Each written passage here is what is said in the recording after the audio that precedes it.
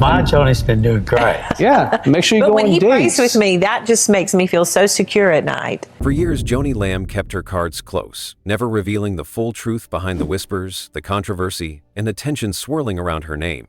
But just moments ago, everything changed. In a single broadcast, she said the one thing no one ever expected, and now the internet can't stop talking. Was it a confession, a warning, a final goodbye? Whatever it was, it's lighting up the screen and tearing open the truth behind a story we've only scratched the surface of. Until now, it started like any other episode. The lights came on, the theme music played, and Joni Lamb sat in her usual chair with that familiar calm expression. Viewers tuned in expecting comfort, encouragement, and the usual uplifting message that Daystar had delivered for years. But within minutes, it was clear this wasn't going to be a normal broadcast. Something felt different. Her voice, though steady, carried a weight it usually didn't. Her smile was tight, her eyes tired, and then she said it. What exactly she said didn't matter as much as how she said it. It was subtle, almost like it slipped out accidentally. At first, many thought it was just a strange sentence, maybe a metaphor, maybe something taken out of context. But it wasn't. Joni had spoken with intention. She looked right into the camera with a strange calm and delivered a message that caught everyone off guard. Within seconds, the internet exploded. Clips of the moment spread across social media. Reactions poured in from every direction. People weren't just surprised, they were shocked. Church groups messaged each other in confusion. Bible study leaders paused mid-lesson to play the clip. Pastors were asked about it on Sunday morning. Joni's words, whatever people believed them to mean, shook something deep. For decades, she had been a symbol of steadiness. Now, that sense of stability had been rocked. The silence that followed the broadcast only made it worse. There was no official clarification, no follow-up episode to explain what had happened. Just a clip, repeated over and over, and speculation that grew louder each day. Some said she was confessing something, others thought it was a cry for help. A few believed she was accusing someone close to her. But the one thing everyone agreed on was this: nothing would be the same after that night. Behind the scenes, things began shifting quickly. Staff reportedly grew tense. There were rumors of emergency meetings. One crew member was seen walking off set early. Volunteers who had been with Daystar for years started pulling back. It was like a storm had been waiting just off the coast, and this broadcast cracked the first bolt of lightning. Supporters began to split. Some defended Joni, saying she was finally being honest, finally pulling back the curtain. Others felt betrayed, like something sacred had been broken without warning. Ministries that had worked closely with Daystar for years went quiet. Guest speakers canceled. Donors began asking hard questions. And all the while, Joni stayed silent. That silence became its own kind of message. A void that people filled with theories, doubts, and deep disappointment. For those who had watched her faithfully for years, it felt like a trust had been broken. And the more time passed without explanation, the more that trust began to fall apart. Looking back, many now say they felt it coming. The energy on set had changed. Joni's presence had become more distant, less personal. There were whispers about leadership changes, about Rachel Lamb stepping up, about money being used in strange ways. But it was this moment, this broadcast, that ripped the curtain wide open. It didn't take long for the backlash to grow. Former employees began speaking up anonymously. Some claimed that things had been off for a long time, that the culture behind the scenes didn't match the polished image on screen. Others talked about how questions were discouraged, how those who challenged decisions were quietly let go. And in the middle of it all was that one broadcast, a moment that seemed small at first, but would come to be remembered as the spark that started it all. The moment Joni Lamb, whether intentionally or not, broke the image that had taken years to build. To some, it was the beginning of the truth finally coming out. To others, it was a betrayal too deep to recover from. But either way, it was a turning point. The moment the ministry many had grown up with started to feel like something else entirely. And for many, it marked the end of an era, not with a bang, but with a quiet, unexpected storm unleashed by just a few carefully spoken words. While the cameras kept rolling and Joni Lamb continued smiling for the audience, something very different was happening behind the scenes. The calm, polished image that viewers saw on screen wasn't the whole story. In fact, those closest to the Daystar ministry were beginning to feel the cracks forming long before the public did. And the more you talk to people who were there, staff, volunteers, even former guests, the more a very different picture begins to emerge. It didn't happen all at once. It started slowly. A change in mood, a shift in how decisions were made. After Marcus Lamb passed away, everything changed. People expected grief, of course. They expected things to be difficult. But what they didn't expect was how cold the environment at Daystar would become.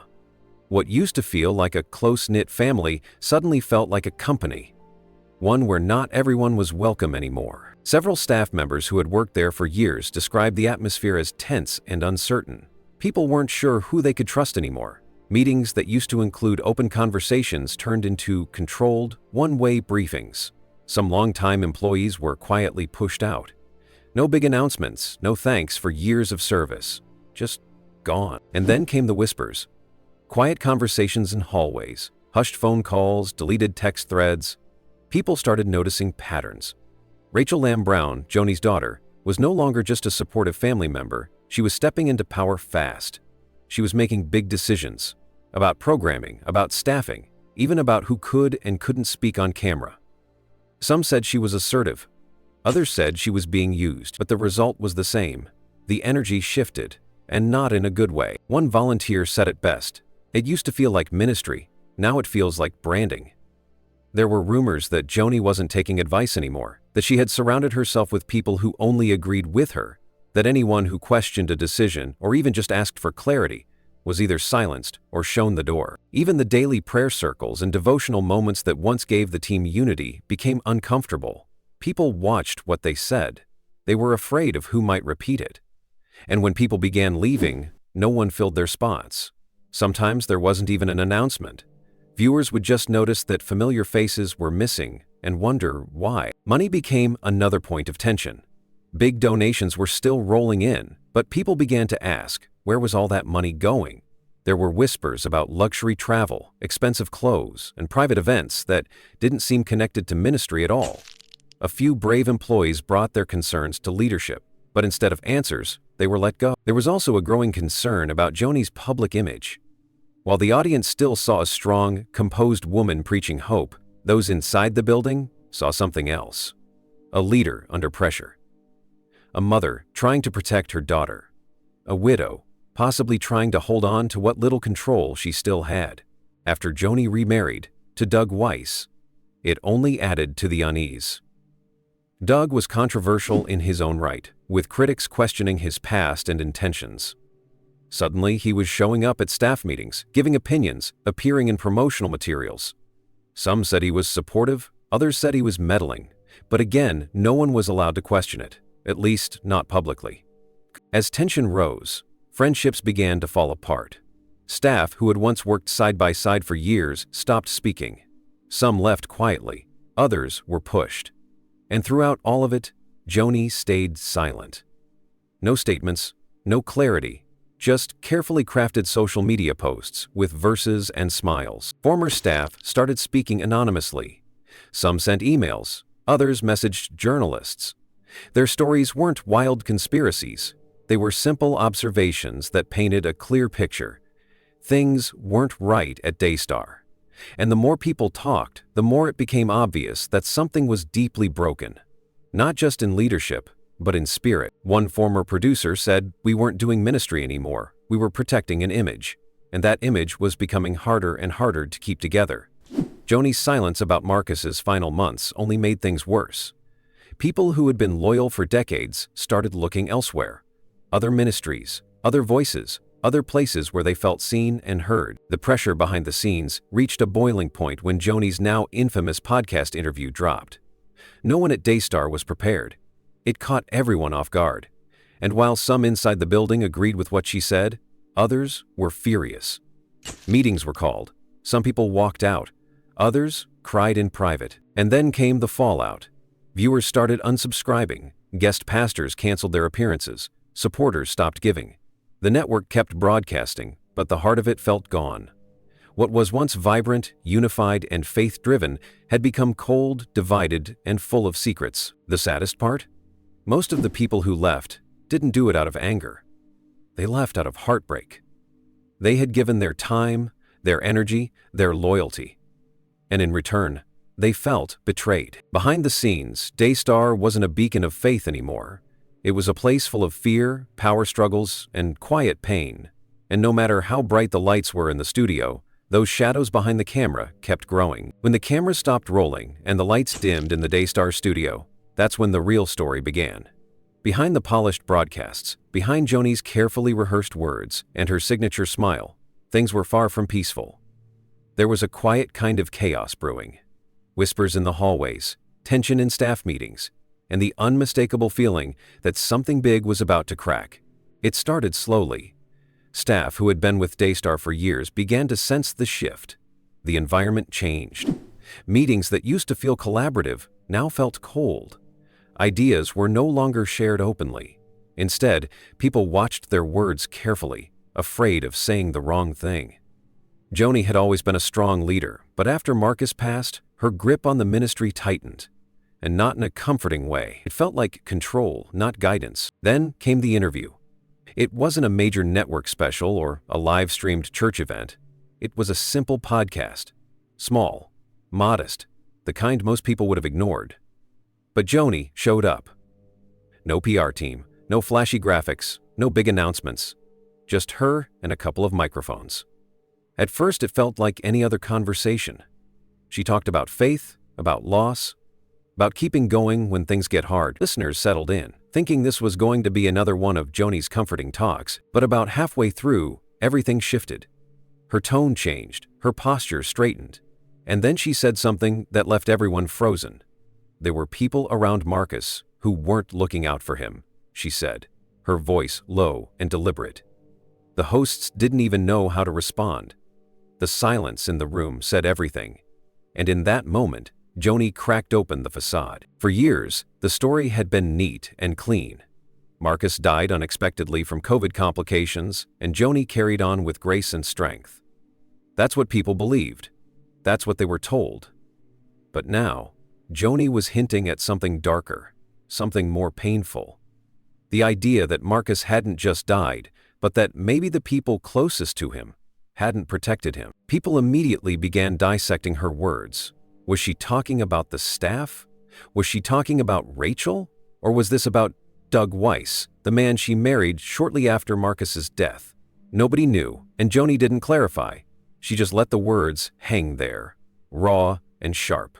It was like tossing a lit match into a room full of gasoline. The Christian media world exploded. Comments poured in. Former fans returned just to watch that one part. Churches that had supported Daystar for years suddenly fell silent, and those who had remained loyal started questioning everything. If Joni had been hiding this, what else was she hiding? The podcast episode was quietly taken down just 2 days later. No warning, no explanation. The hosts never addressed it. Joni never mentioned it again. But by then, it didn't matter. The clip had already been shared, saved, and reposted across the internet. There was no pulling it back. And maybe that was the point. Maybe Joni wanted to say it while she still could, while she still had some control. Inside Daystar, the fallout was immediate. Staff were told not to comment. Emergency meetings were held. Some employees walked out, others stayed but stopped speaking. Rachel stopped appearing on camera as often. When she did show up, people noticed she didn't look as confident. There was a tension in her eyes, a hesitation that hadn't been there before. Even Doug Weiss became noticeably absent.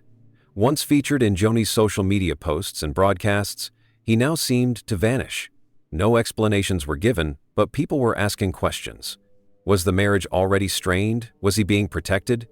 Or was he part of the reason Joni finally cracked? The thing that made the interview so powerful wasn't just the content, it was the delivery. Joni didn't cry. She didn't raise her voice. She didn't act like a victim. She just spoke like someone who was done pretending. And maybe that's what scared people the most. Because if she was telling the truth now, it meant she had been lying before. More stories started surfacing. Anonymous emails, former employees speaking out, Old footage from Daystar broadcasts being rewatched and reinterpreted. People started noticing little things.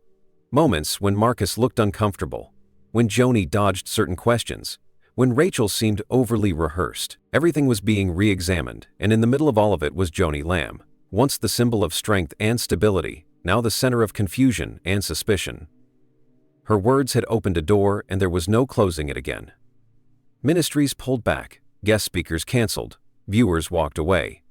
And those who stayed weren't there out of faith, they were watching out of curiosity. The interview that cracked the facade didn't just shake Daystar, it exposed something much bigger. A ministry built on image, now struggling to maintain it. And Joni, whether she meant to or not, had become the one to light the match. The fallout continues. The questions haven't stopped, and Joni's silence since the interview has only made things worse. Because when trust breaks, it doesn't shatter loudly. It crumbles slowly.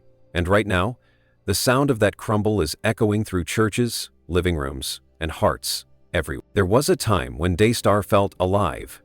The energy, the passion, the community. It all used to feel genuine. The music, the testimonies, the words from Joni and Marcus Lamb were more than just broadcasts. They felt like a connection to something bigger, something meaningful. But now it feels like something is missing, like something sacred has been slowly drained out of the ministry, leaving behind a polished shell and a growing emptiness. It didn't happen overnight. It was a slow, quiet shift. Viewers first started noticing the change in small ways. A favorite guest speaker no longer appeared. A popular segment was quietly dropped. The tone of Joni's messages changed. Less heart, more script. The smiles were still there. The set was still bright, but something behind the eyes felt off. People who had tuned in for years felt the difference, even if they couldn't put it into words. And then came the silence. The moment that shook everything. Joni Lamb said something on air that left everyone stunned. It wasn't explosive in volume, but in meaning. She hinted at betrayal.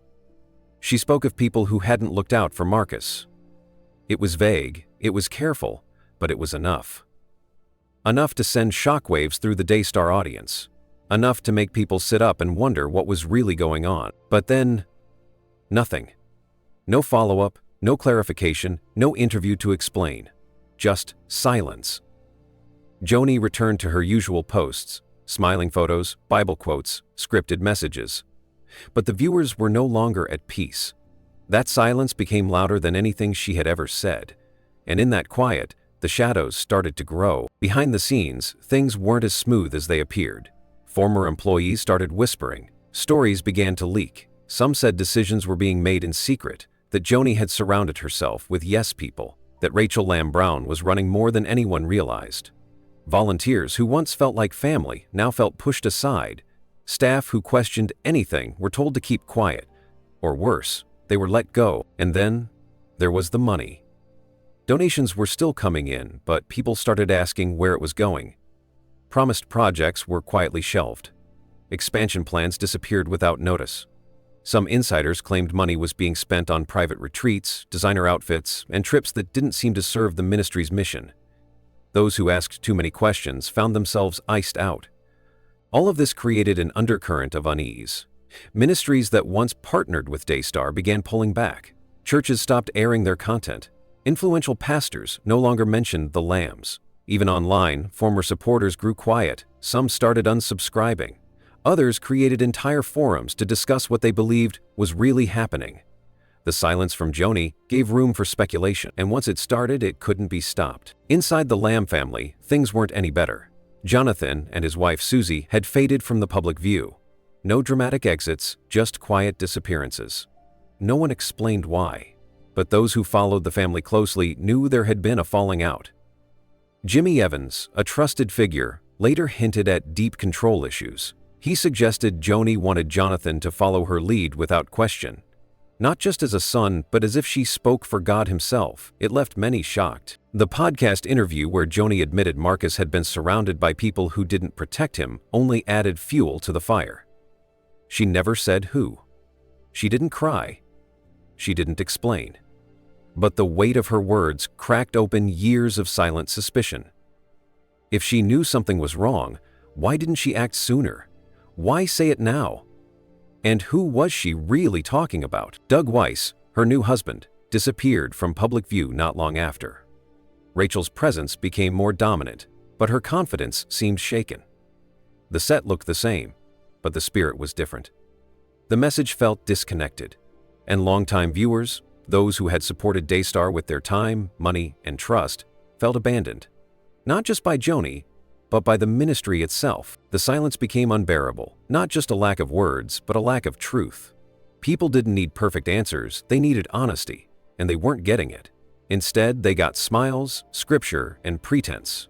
Behind the scenes, meetings happened. People came and went, emails went unanswered, phone calls were ignored, and all the while, Daystar kept broadcasting.